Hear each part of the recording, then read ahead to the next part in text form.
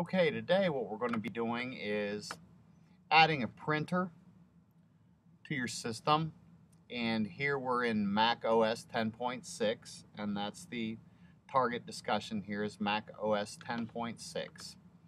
So one can do a couple of things. Here's system preferences in my dock. Most will have system preferences in the dock. If you don't, you can always go to the Apple menu and open up system preferences from here. As you can see, there they are. But in my case, I'm going to go to system preferences here in the dock, just to show you the alternate method and the preferred method for most. I would open up print and fax. This lock may be locked.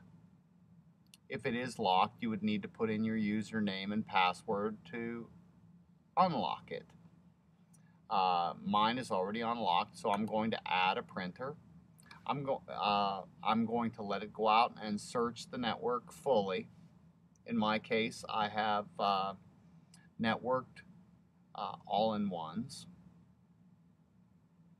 and it's finding a couple of different printers here.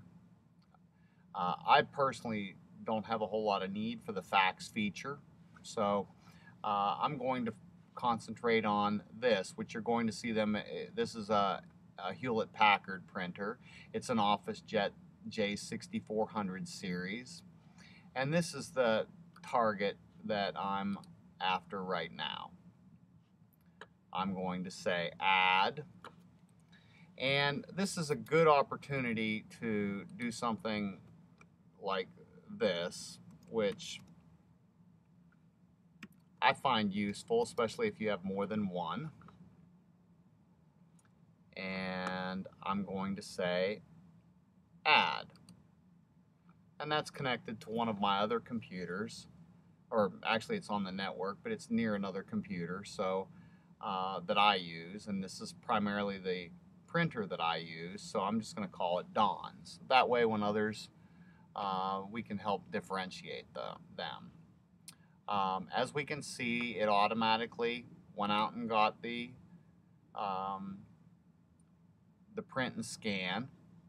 I have another YouTube video specifically dealing with the scanner feature that you would and how you would go about scanning, but the printer is now ready to use.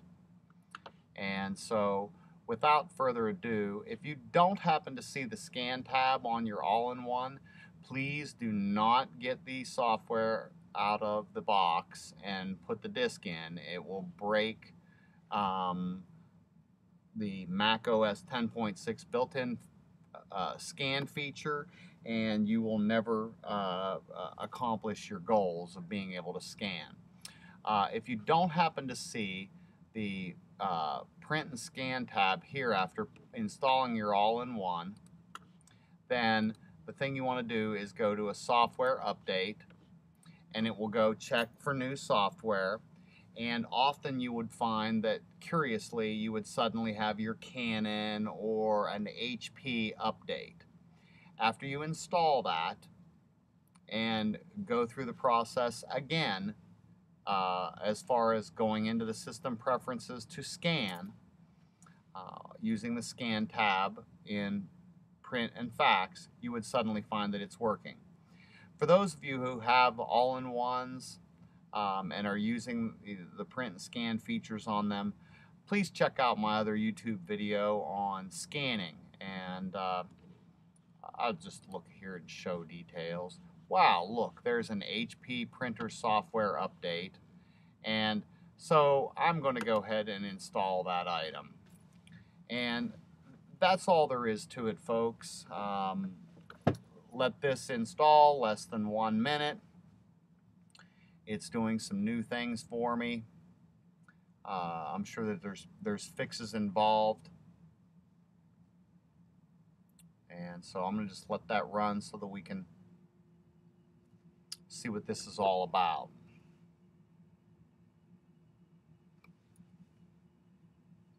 Now, I had a print and scan tab in system preferences, but I've seen plenty of instances where the first go, so to speak, the first run, when you first open it up, it doesn't show it there yet. And your system, when you do install the printer, knows the next time you look for updates, it starts looking for the correct updated drivers to enable those features. Okay, so it's running the script, removing old files.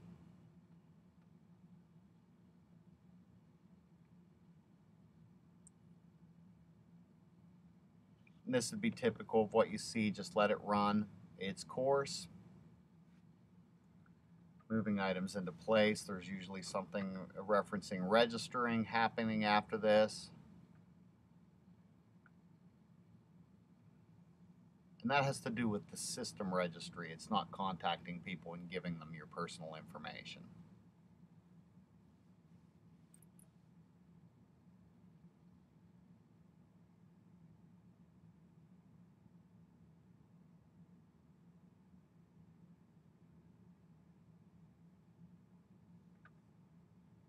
And you can expect a few minutes depending on the size of package and the features that your printer has.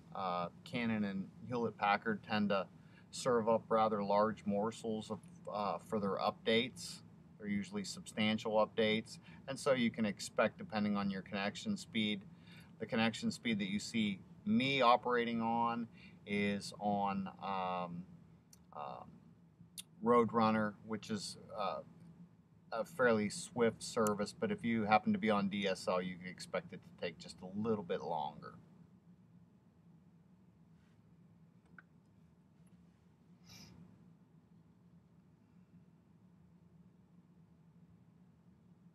And indeed, it must be a fairly large update.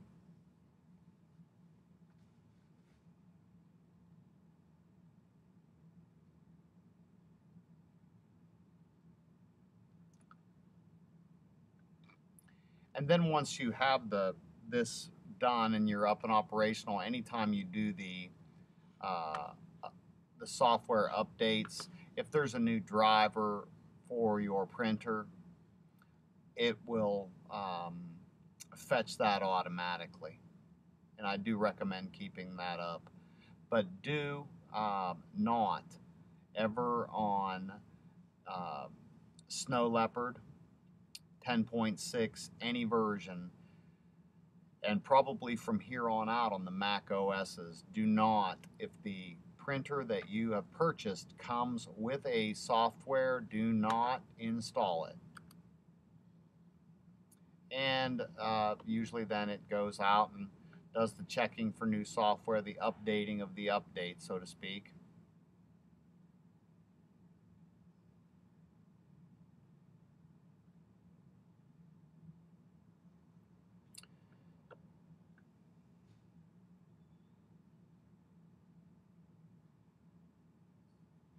Yay! It's a done deal. Thank you for watching.